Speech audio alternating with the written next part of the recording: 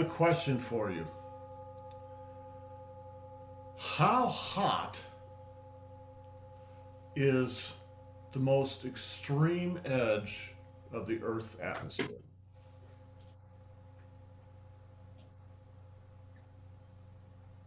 It surprised No me. idea. No idea. It's about 1,000,000 degrees. However, there are so few molecules up there that if you were up there, it would still feel cold because you just don't run into very many molecules.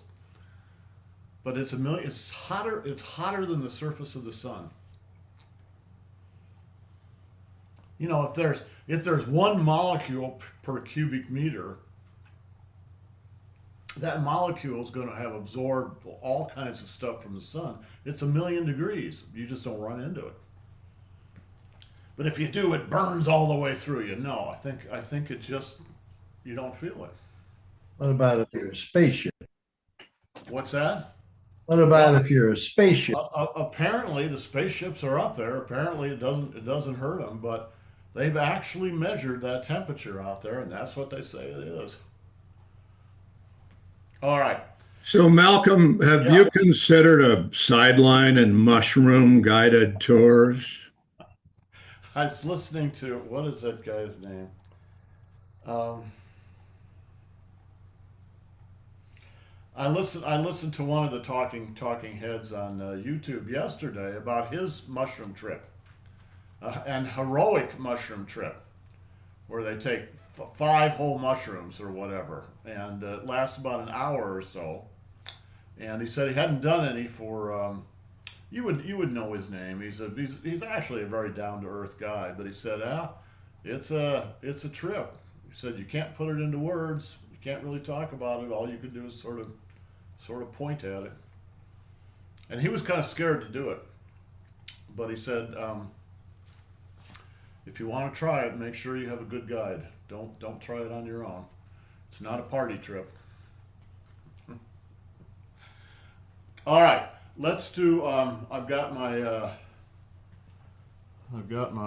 Tron suit on already. I might as well put the whole thing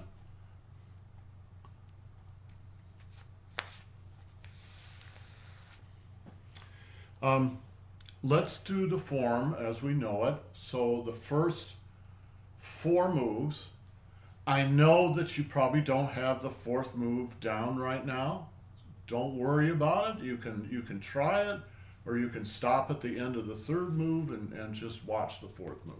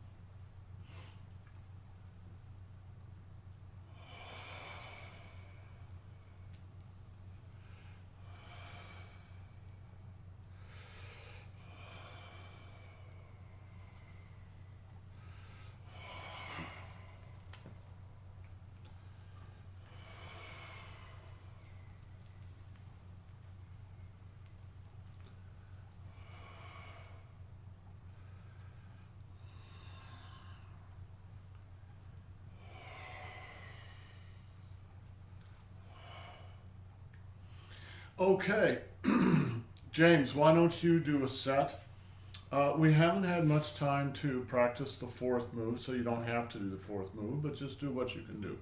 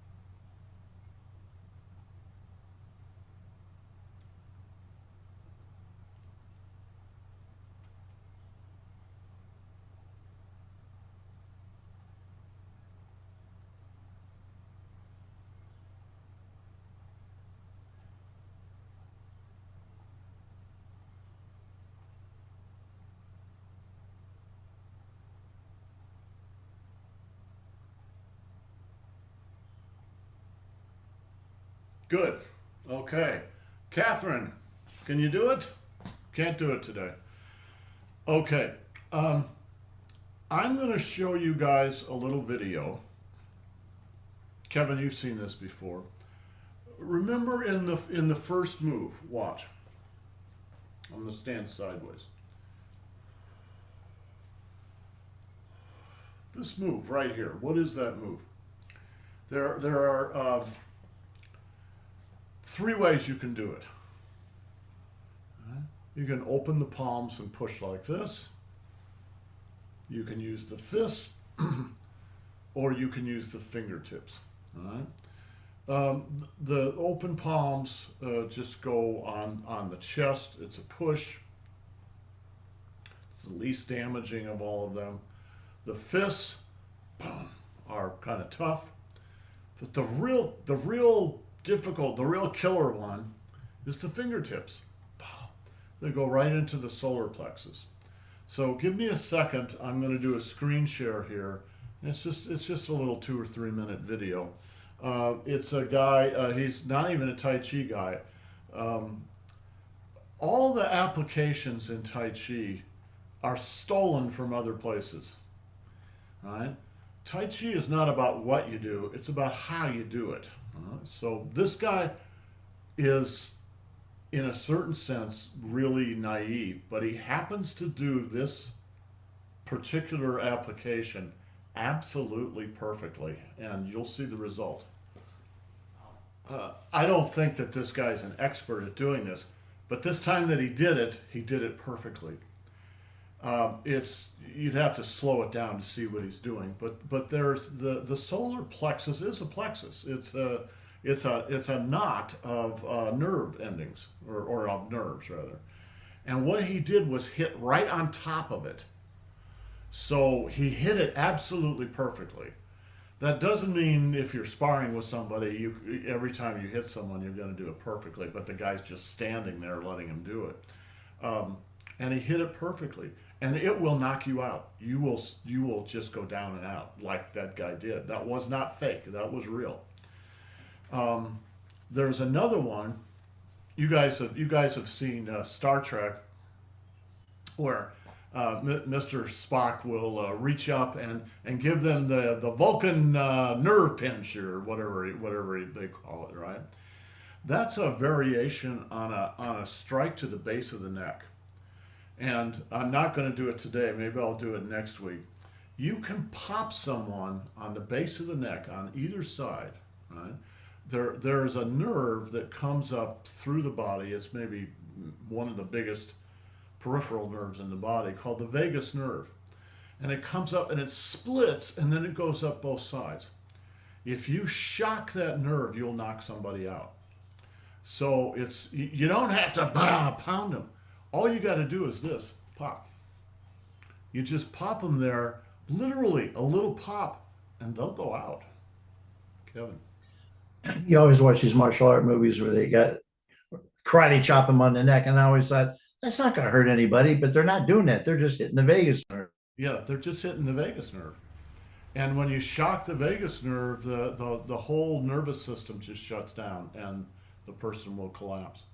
And I've got a great video from a Marine barracks where the where the drill sergeant has to do something, but he's never done it before. He doesn't know how to do it, and that's exactly what I'm talking about. And he asks one of his recruits, who knows how to do it to him. So the guy does, and it's interesting to see what happens. So the martial applications in the form are quite good ones, but they're not about. It's not about knowing tricky martial applications. It's really about how you do them. Now that guy who did that we just watched, I'm going to assume it was kind of by chance, kind of the kind of perfection that a child has sometimes when they do something. It's perfect because they're just sort of innocent and they do it perfectly, right? And he did do it perfectly. Anyway, this move here, that's exactly the same thing as he did with one hand, right?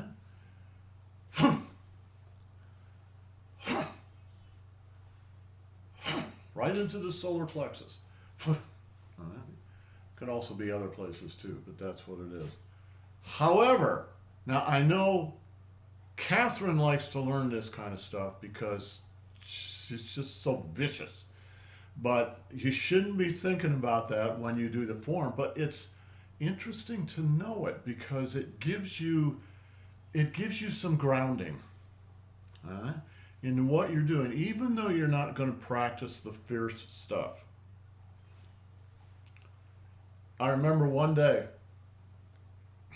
I don't think we were talking about this move in the public class, but we all of us guys were practicing. Well, we were being, really, really fierce and everything. And Master Zhang, stop!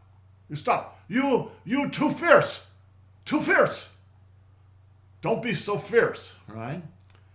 And then about 5 minutes later, we looked over to the side where he was teaching some other people. And he was being exactly that fierce. So don't be fierce.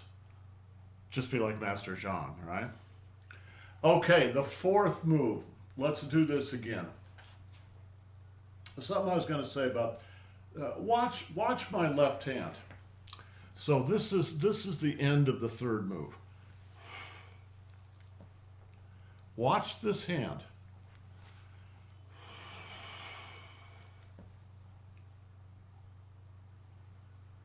Watch it.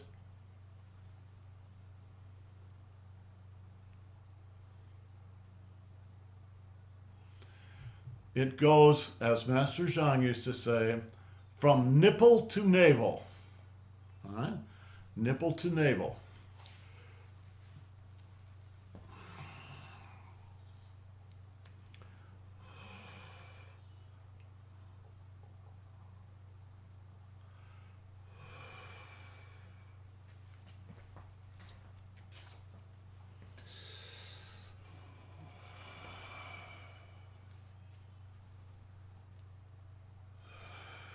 Here comes the fourth move.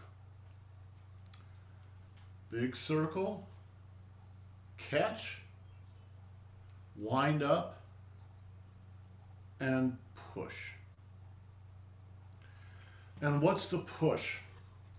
The push is with this hand, and this hand is strengthening the right hand. There's different ways to do that. You could do it like this. This happens to be this way, right? This hand is pushing, this hand is strengthening. Why does that work? It's because it engages both sides of the body. It engages both legs. All right? Push, that's certainly valuable, right? But boom, you get both of them involved. Both the whole body gets to do this.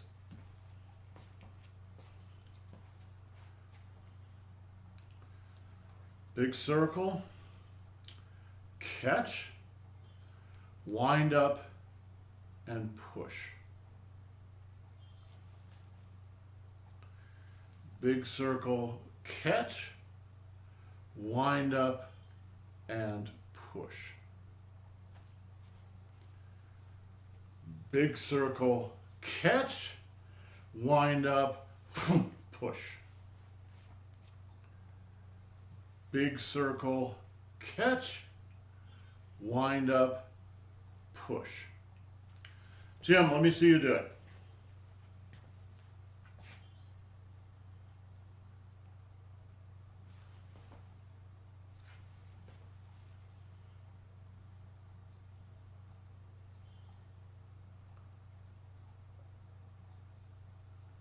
Good.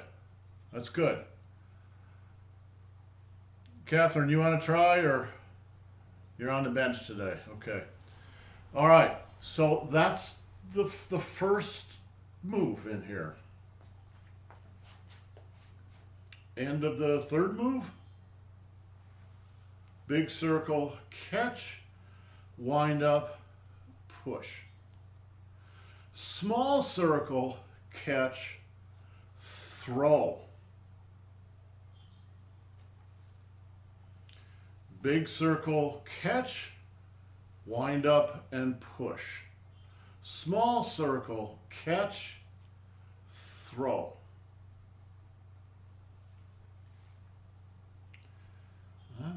Big circle, catch, wind up, and push. Small circle, catch, throw. Catherine, do you have a question? Okay, one more.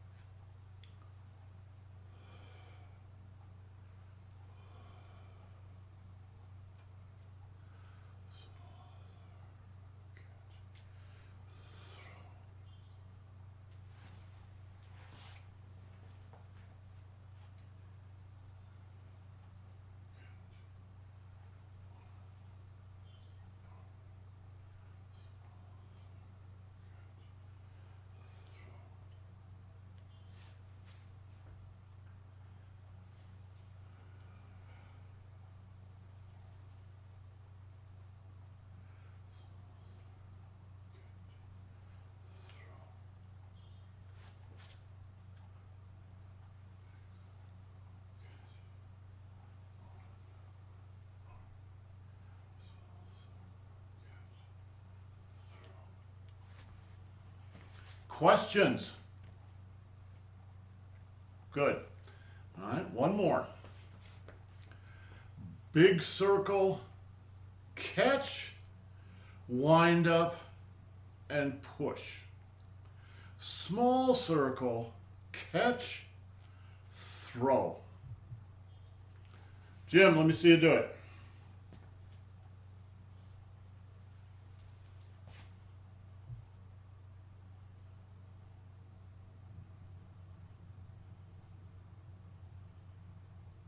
Good.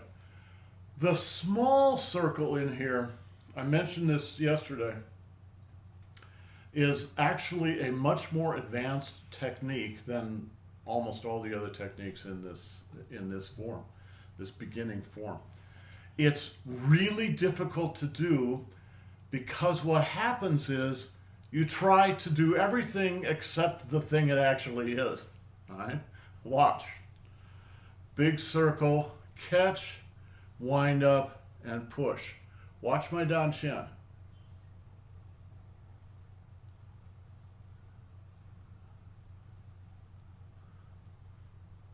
It's not the hands. It's sinking. Sink and come back. Sink, circle, and come back. Now, you should always be doing that anyway, but the physical part of this move is so small that you sort of can't hide, right? You have to relax, and sink down into this quad, this foot, and then come back up, not through your hands, but through your trunk. Boom, and then throw. All right, let's go on. Big circle, catch, wind up, and push. Small circle, catch, throw, brush the chest, swivel the hips.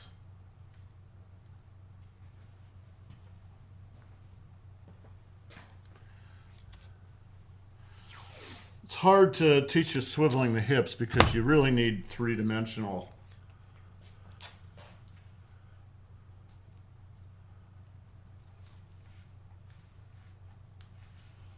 All right, so these are my hips, even my outer hips. All right. Swivel.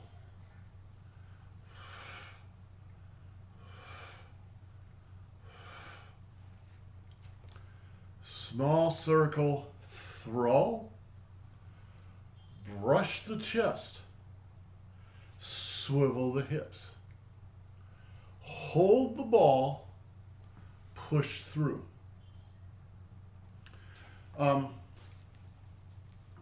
Again, the script when you're learning, the script is important. It's not random. I'm giving you the script we've worked out over the past few years. All right?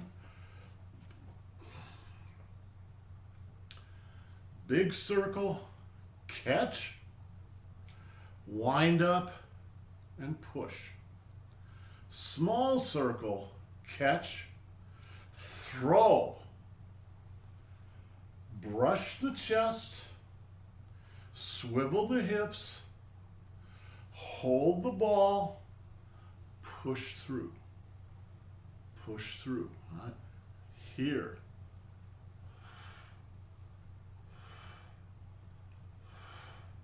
Watch my body. It's not the arms doing this, it's the body doing it. Annie and I were talking at the break. I think I've mentioned this to you guys before, but this is a good thing to remember. Master Feng, who's my teacher's teacher and who invented this form of Tai Chi, used to say, your body has 5 springs, like this kind of spring. Your body has 5 springs. If you can find those 5 springs, you will have no opponent under heaven. Right? You'll be unbeatable. What are the 5 springs? 1, 2, 3, 4, 5. Right? Everything. Just imagine that each of your joints is a spring. And you can't just move one. You got to move all of them at the same time. Everything's moving. All right? One more. Big circle, catch, wind up, and push. Small circle, catch, throw. Brush the chest, swivel the hips, hold the ball, push through. All your weight on the right. All right? I tell you what, practice this a couple of times. I'm going to go see, she probably won't do it. I'm going to go see if Annie will come in here and tell you about that incident I mentioned the other day.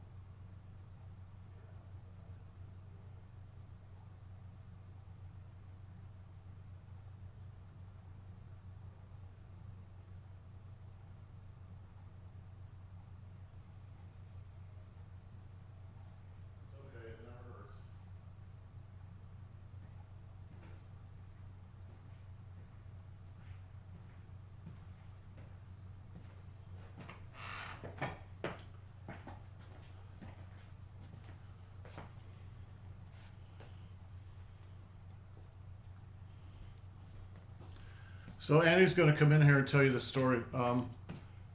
I was asking her to come in because I didn't think Jim had heard this, but she thinks he has. So I don't know. But anyway, she's going to tell you again.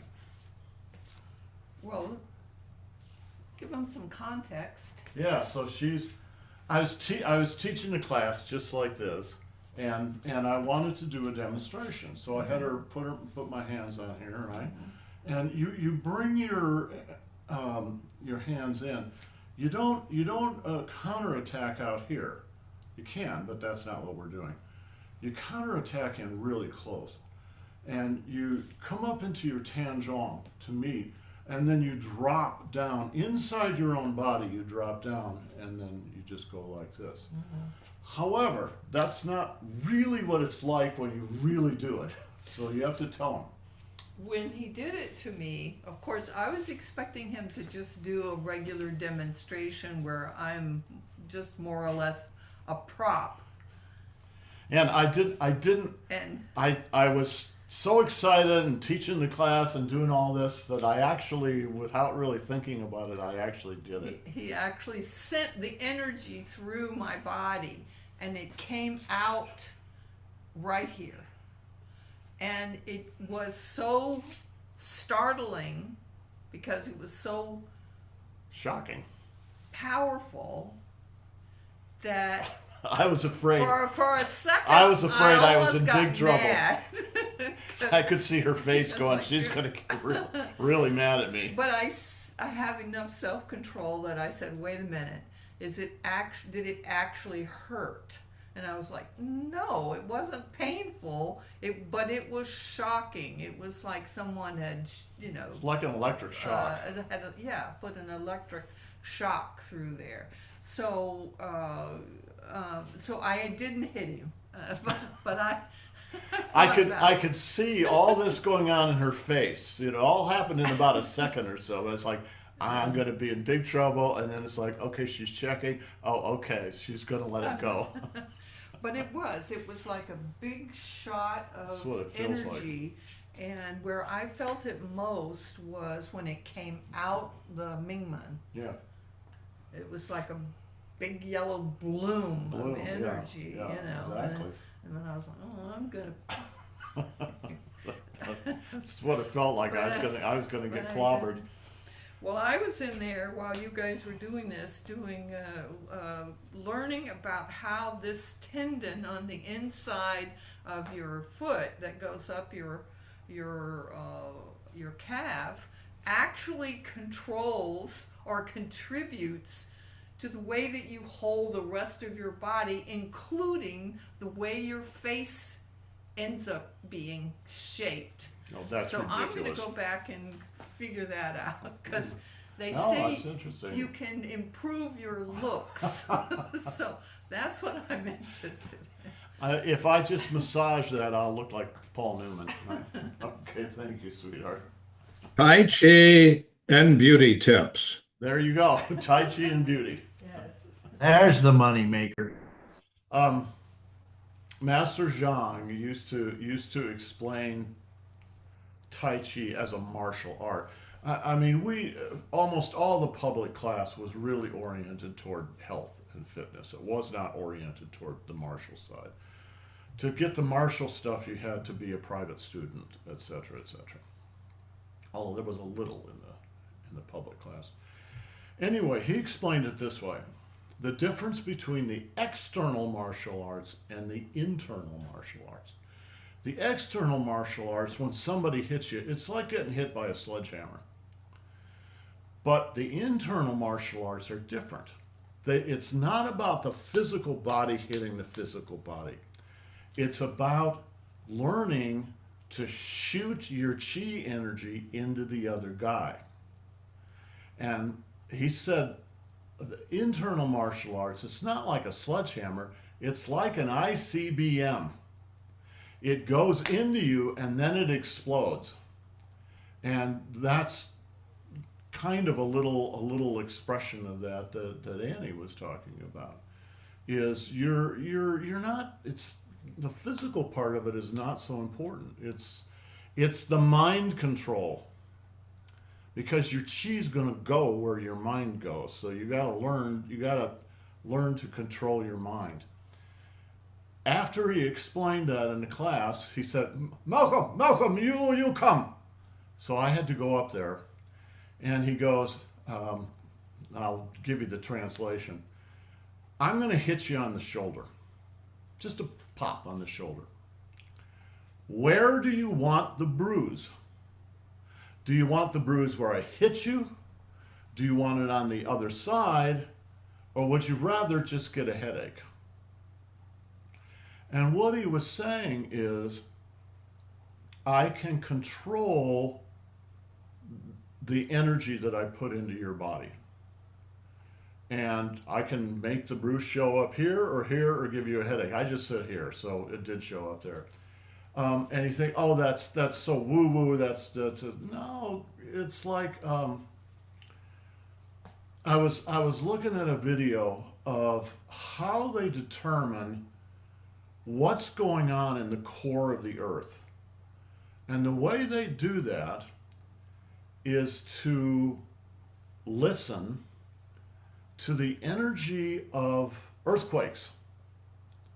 When an earthquake happens in Japan, yeah, it sends a tidal wave up on the land.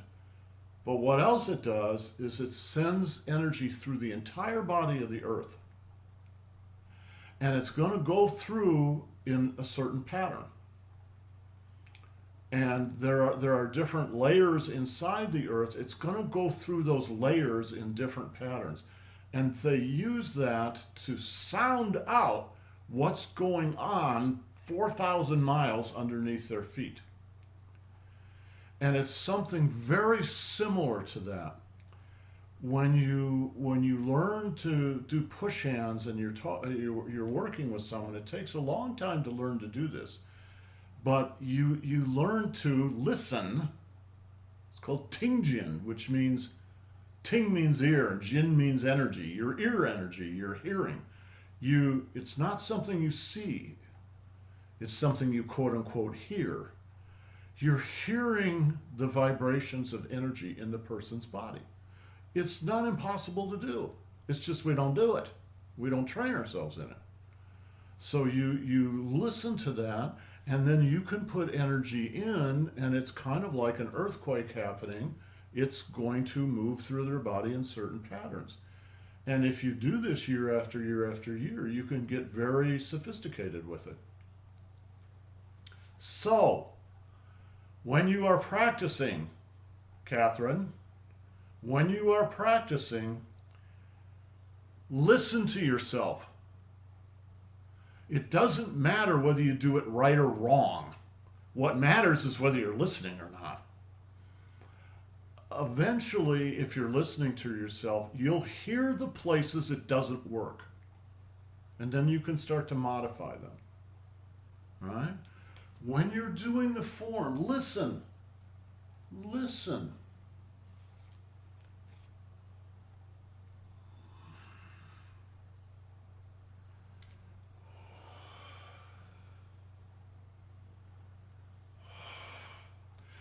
Do you hear all your energy coming up? It's like a tidal wave coming up. If you listen and you hear that tidal wave, you're doing okay. If you don't hear the tidal wave, then you need to do it again. And you need just to slow down, right, all the way to the bottom of the foot, all the way up, and pop out the end of the hands.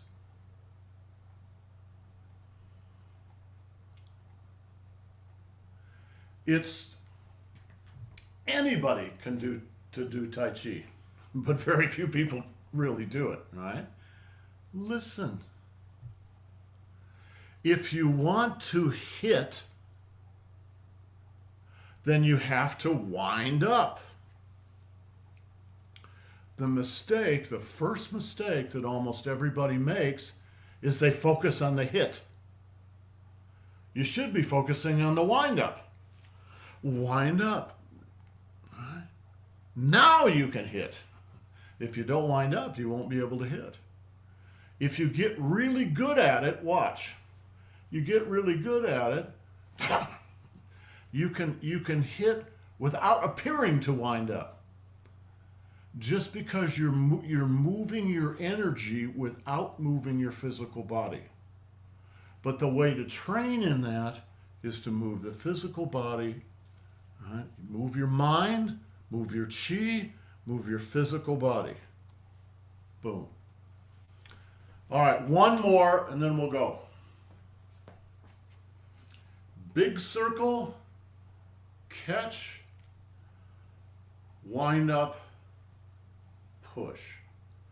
Small circle, catch, throw. Brush the chest, swivel the hips, hold the ball, push through. That's kind of the paint by number version of it. Just get the choreography.